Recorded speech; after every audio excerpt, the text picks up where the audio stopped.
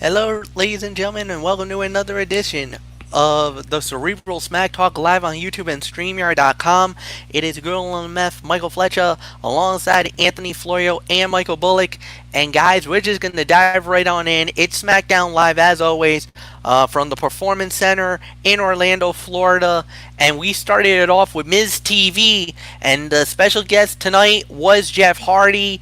And, there was a nice little verbal jabs going around between The Miz and Hardy, and, of course, Morrison chiming in his 2 cents. Well, then we had, I guess you could say, a big announcement because of the fact that we found out that at Extreme Rules, the horror show, we are going to have Jeff Hardy one-on-one against Sheamus in a barroom brawl. That's right, guys. It's going to be a bar fight. So, I know Luigi PS3 loved the last bar fight that had Cesaro and Sheamus against those local goons. And actually, one of the most infamous barroom fights that I remember that happened in our neck of the woods. Back in the old days, a few years ago, when the APA destroyed the Friendly Tap in Pawtucket. Yeah, the Friendly Tap in which is a local bar that's here in our Rhode Island area that's actually owned by one-time WWE referee Tim White. He owns a bar in Pawtucket called the Friendly Tap, and there was not one barroom fight. There was two barroom fights at the Friendly Tap.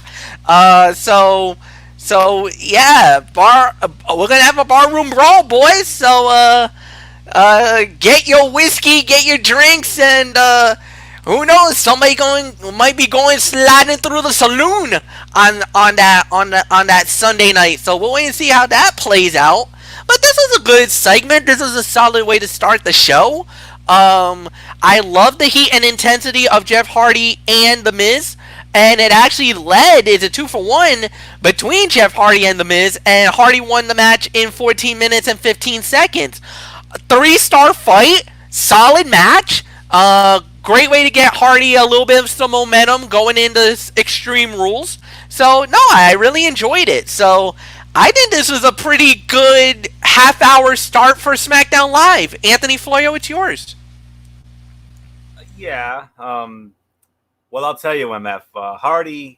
Jeff Hardy's has never been great on the mic. It shows when he works off more charismatic performers like The Miz. This opener was largely unnecessary in my book. Last week really should have set up the bar fight, not The Miz, the A-lister. Miz has seriously improved in the ring, but he still is not made to carry contests. He had to do all the work in this match, and it made this overlong clash lag a little bit. Hardy played the underdog throughout, despite his status as a supposed future title contender. Now, I came across a little dirt sheet earlier saying that Hardy's been having some contract issues as of late, and this might be a little bit of a burial right now with what's going on. And it's a damn shame. Because this is one storyline that I have not been a big fan of. And speaking of Luigi PS3, I saw her. She posted the video from the segment and the match on her channel, and I remember her saying that she was not a fan of this storyline either. And quite frankly, I'm not either. So hopefully this bar fight at Extreme Rules, no matter what happens, hopefully this feud will end with that, and then you can move on. Whatever they want to do with Sheamus and then Hardy, I don't know what's going on because I know he's been having some contract negotiation problems right now. So that's really all I know. But I will agree, it was a solid, okay fight. About 3 stars. I think MF had the right rating for it. So really nothing more to say. Michael Bullock, Phenom, come on in. Let's get your thoughts on all this. Yeah, I agree. I thought this was a good segment here. I mean, basically, I'm with Florida. I mean, I haven't been a big fan of this whole feud with Jeff Hardy and Sheamus. And I hope that this bar fight that they're gonna have at Extreme Rules is the blow up, and hopefully both of them can move on to bigger and better things. So yeah, and yeah, Jeff Hardy, I mean, he's sort of okay when it comes to the mic, but either way, I mean, yeah, I mean, there's really nothing more that needs to be said. So Fletch, I say we just move on. All right, and the next thing that we had was a tag team fight, as it was the SmackDown and, more importantly, the WWE Women's Tag Team Champions Sasha Banks and Bayley non-title match against Nikki Cross and Alexa Bliss, and the winners of the bout in 12 minutes and 15 seconds was the reigning tag team champions. Hallelujah! The champions actually win a match on TV. That's what you're supposed to do, idiots. Anthony Florio, it's yours. You mean in non-title situations, correct? Is that what you mean by that? Yes, non-title situations. Okay. Yep. I gotta say this was the fight of the night for me. I'm gonna give this about 3.25 to 3.5 stars. No one is working on a higher level in the women's division right now than Sasha Banks and Bayley. That statement could extend to all of WWE. They are putting on great performances on all three brands. This was another great tag team match against worthy rivals. Nikki Cross is among the few women that can match the champions right now for pure motivation. She is putting on the best performances of her career. She finally looks fully comfortable in the ring, a transition from NXT that took a while. She and Bayley could have a potential sleeper fight of the night show stealer at Extreme Rules. Think about it. So that's really all I can say on this. So 3.25, 3.5 stars. Big win for Sasha and Bayley. Like them or not. And we know Bullock. We all know how much Bullock cannot stand them. But Bullock, as I give it to you, I know how much you cannot stand them. But when it comes to their in-ring work, they can deliver. And they did again tonight. 3.25, 3.5 stars. Fight of the night. Oh yeah, Flora. I never doubted their in-ring ability, no doubt. It's just the attitude that they both have. I just can't stand for 1 second, especially after mocking a certain wrestler that I love. Well, I'm not going to get into it because if I do, I'll just go off the rail and go on a rant, but I'm not going to do that. So as far as the match goes, yeah, I do agree. This was by default the fight of the, I think, yeah, this was the fight of the night. 3.25, 3.5. I mean, yeah, I mean, Nikki Cross, I mean, she continues to, I mean, she looks good. I mean, and who knows, the match between her and Bayley, this, I mean, at the horror show at Extreme Rules could turn out to be something good. I mean, I really wasn't all that, I mean, I thought it was going to be a good match, but it was going to be all right, but who knows? Who knows what they can bring? So we'll just have to wait and see come the horror show at Extreme Rules. So there's really nothing more to say. Fletch, it's yours. All right, now we have a lot, and I mean a lot of filler that was coming out of this one. Did you give your? Well, I'm not. Look, it's 3.25 to 3.5 stars. I agree with what you're saying, guys.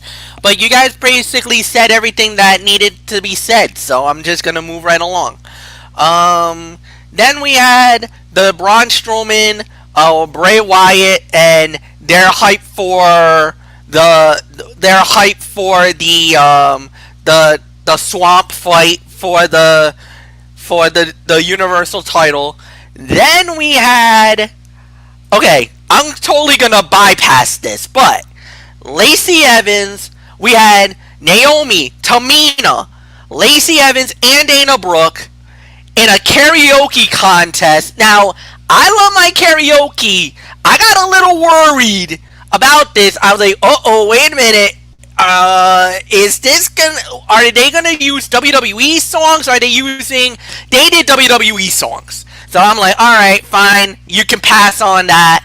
I don't know why they did it. That kind of was like, what the bleep type moment. Usos were doing the show. It led to a match between It led to a match between Lacey Evans and Naomi. The fight got thrown out at a minute 45 because Dana and Tamina basically, it turned into a big old cluster. So we just tossed that to the side. Then we had AJ Styles gloating over what happened last week. Gloating over what happened last week when he defeated Drew Gulak. And as a matter of fact, guys, next week on Smackdown, we got ourselves an Intercontinental Heavyweight title fight. It's going to be the phenomenal AJ Styles one-on-one against the bro, Matt Riddle. Riddle has not been in the company for about no more than about 3 weeks, and he's about to face off with AJ Styles for the Intercontinental title. Wow. Main event of SmackDown Live this week, guys, was a tag team title fight, as it was the New Day, Kofi Kingston and Big E versus Shinsuke Nakamura and Cesaro. The winners of the bout in 13 minutes even, and via disqualification, and still the tag team champions, the New Day. Michael Bullock, you lead off. All right, I'll give. This was a good match, no doubt about it. But I'm only going to give this about 3 to 4 stars. I mean, the DQ finish me took a little bit away from it. I mean, obviously, you want to. It was a good match, no doubt. But yeah, now the question is, guys, what's next for the New Day? I mean, who's going to be the next challengers to step up and face them for the tag team titles? I mean, but who knows? Maybe because of this disqualification, maybe Cesaro and Nakamura feel like they deserve a rematch. So who knows? We'll just have to wait and see on it. So 3.25 for me. I mean, I could have gone a little higher, but the DQ finish did take a little bit away from me. So nothing more to say. Fletch, it's yours. A, I'll give you 3 to 3.25. B, Nakamura and Cesaro is going to get another shot at the belts because the New Day is probably going to be fuming mad because if you notice, they put them through the table. Basically, they basically laid Big E out on a table and they took Kofi and powerbombed him right on top of Big E and the table broke. Oh my God, as I would say. And yes, that's gonna be a rematch. Because the New Day is not gonna sit down and lay down and basically let them get away with that. Not one iota. I'm saying it right now. At Extreme Rules for the WWE SmackDown Tag Team titles, it will be the New Day versus Nakamura and Cesaro. And why the hell not? Let's make this a tables match for the belts. Florio, go. One quick correction. This match ended in a no contest. But let's just get that out of the way. ProWrestling.net screwed up again because according to them, they gave the victory to the New Day by disqualification. No, the referee Drake Wirtz, Mr. Bullock's old friend from NXT, he threw the fight out. I mean, they were all brawling in the ring, and Drake Wirtz said, I'm throwing this out." So, all right, I guess we done. Yep, it's gonna have to be an NA for me. Even though NA for me. I think we're all gonna go to NA on this one now.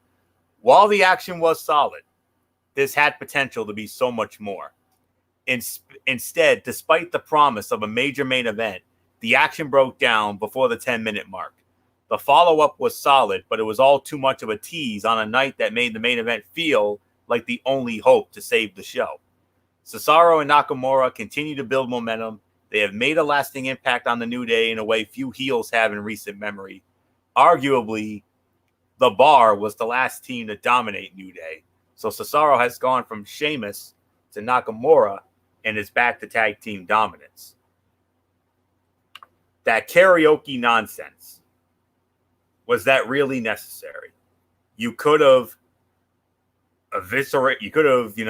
abolished that altogether. And what happened afterwards, you could have just scrapped all of that, and you could have given that time to this match, and that would have made this match a gazillion times better. And then we would have been talking 3.5 to 4 easy, hands down. But no, they had to be stupid idiot mutton heads on this one. So it's going to have to be an NA. I'm sorry to say it, even though it was fine. And yes, MF, 2 quick things. One, yes, I had you doing the Joey Styles, oh my God, on that table spot there. And I do agree, we're definitely looking at a tables match for Extreme Rules with the New Day against Cesaro and Nakamura for the SmackDown Tag Team Championship, which I think will be the appropriate show-stealing match these 4 are capable of having. So that's really all there is to say on this. It's an NA for me, so let's get to our final thoughts. All right, final thoughts goes like this. For the first time in a long time, SmackDown took a step backwards. And because the matches were fine. They were alright. But it wasn't anything that really stood out. I kind of feel like they punted this week more than anything else. NXT had a really good show. You could say Raw was alright. Raw was pretty solid for what it was worth. But as far as SmackDown goes, I kind of felt like they punted it this week. I think, could have it been a lot better? Absolutely. It could have been a hell of a lot better. But, they did kick the can down the line, but they did give us something worth expecting next week. Riddle versus AJ. Now, the last time these two went at it, or the last time we had a match like this, when Riddle and AJ went at it, it was a pretty good fight. Now it's one-on-one for the title, and you gotta feel like that's gonna be the main event of the evening. So, you got that. You got the tag team title situation. New Day and Cesaro and Nakamura. You got that.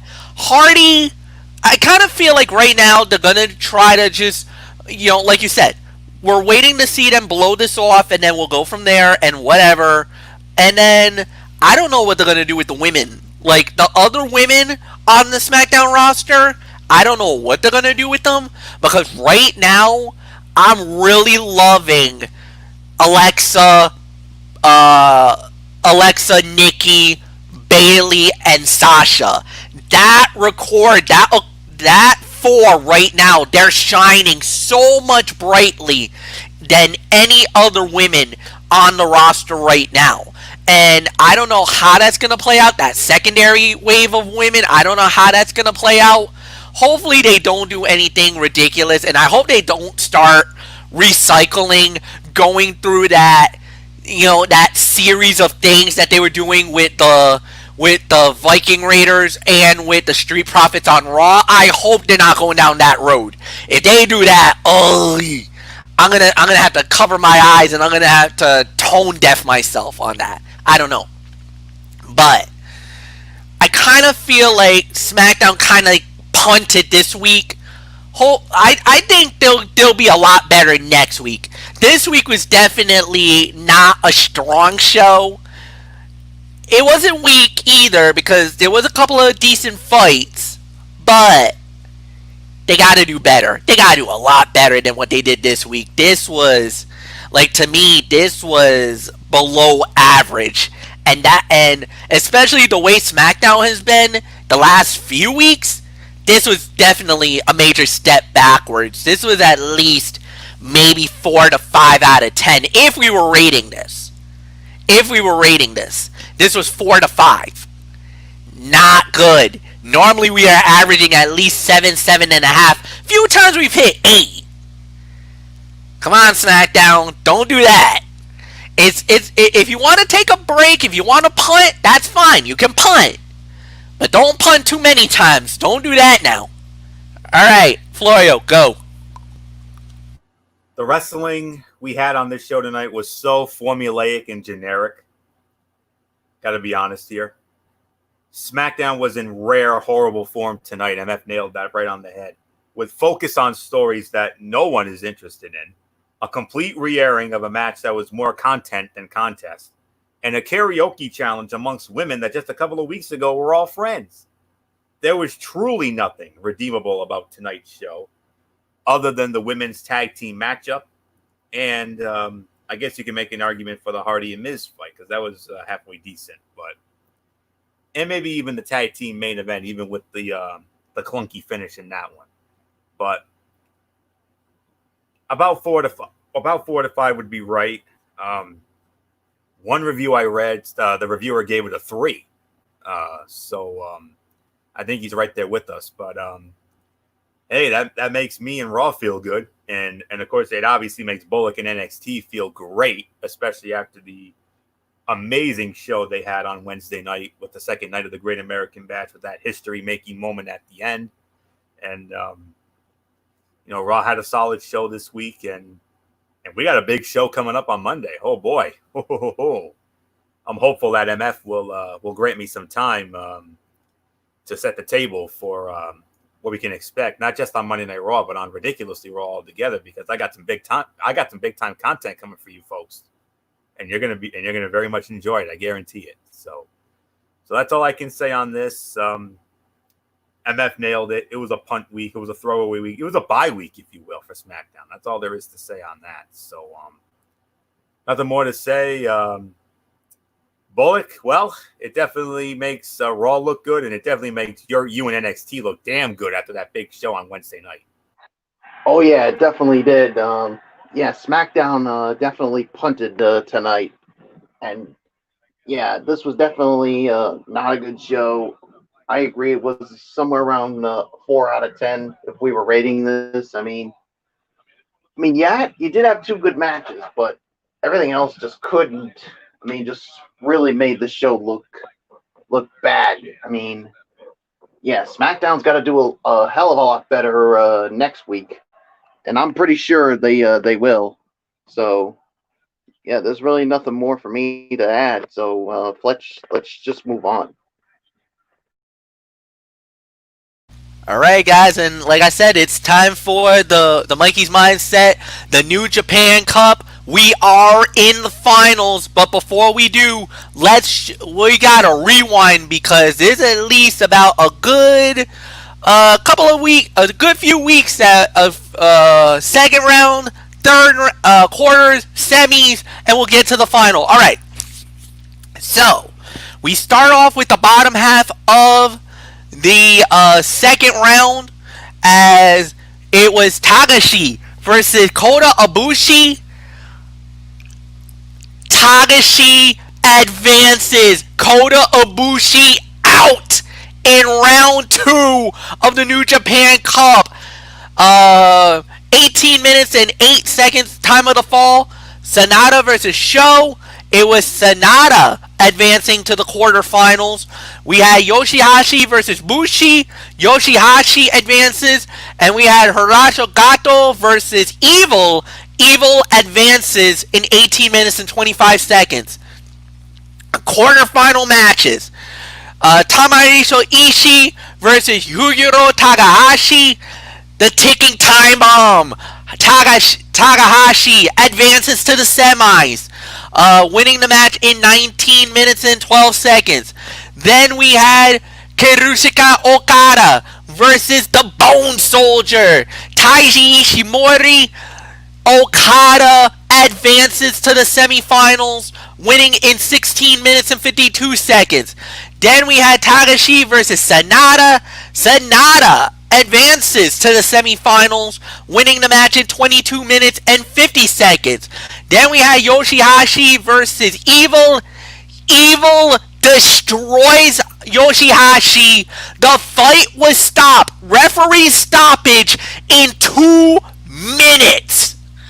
So, semifinal. Yujiro Takahashi versus Kazuchika Okada.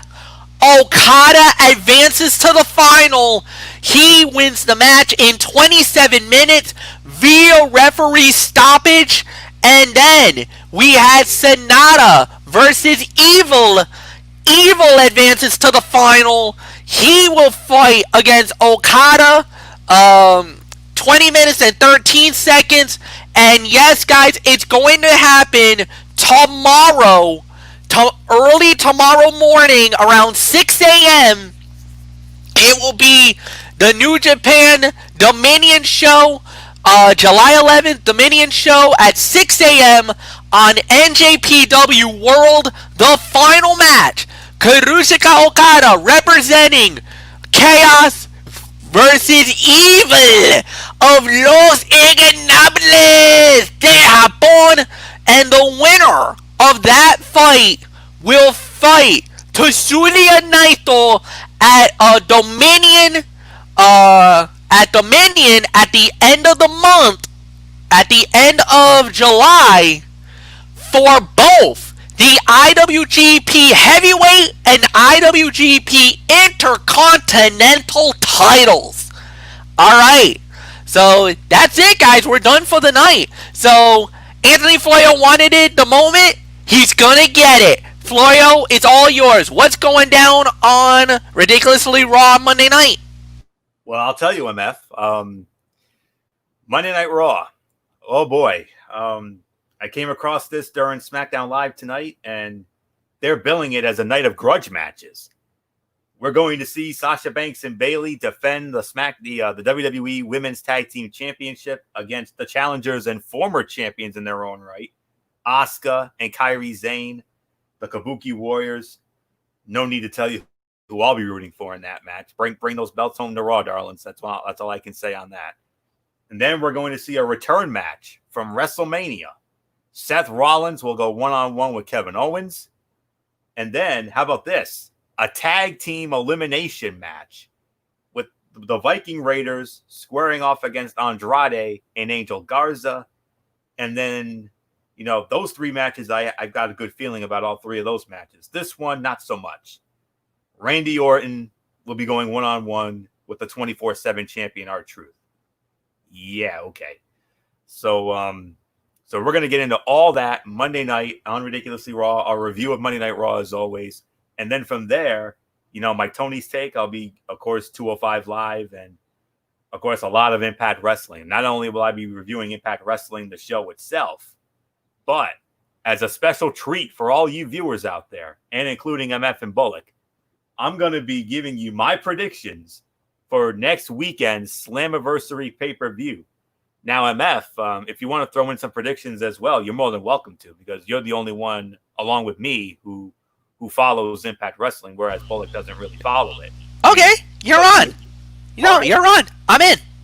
Cool. All right. So there's a special treat for you folks. MF and I will give you our predictions for Slammiversary, and the following week on July 20th, I'm going to be giving you an exclusive recap of Slammiversary. I'm going to give you reviews and everything, because I'm going to try to get the show through the stream on the fight.tv, and if all goes well and it works, I'll be able to tune in and see Slammiversary. And if I get it, oh boy, big pay-per-view weekend next weekend.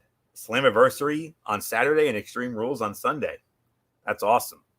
I mean, it's not often we get to have something like that, but pray to God it all works. So I'll let you all know. So there you go. So Monday Night Raw immediately following, well, Ridiculously Raw rather, immediately following Monday Night Raw, as always on Monday night. Myself, MF, Bullock will all be here. And then, of course, you got Wednesday Night Mayhem with MF, with AEW and NXT. And then next Friday night SmackDown review and our preview of Extreme Rules, the horror show. So get ready, folks. And then Strictly Sports coming back in a few weeks. So get ready. So nothing more to say. MF, let's take it home. Put the bow on it. All right, and we will. So you guys heard what's going to happen, so we're done for the night. So thank you, Anthony Floyo. Thank you, Michael Bullock. As always, guys, thank you guys. Like the video, leave a comment at the bottom, share with all your friends on all social media platforms. And until Monday night, for all of us here, so long, everybody.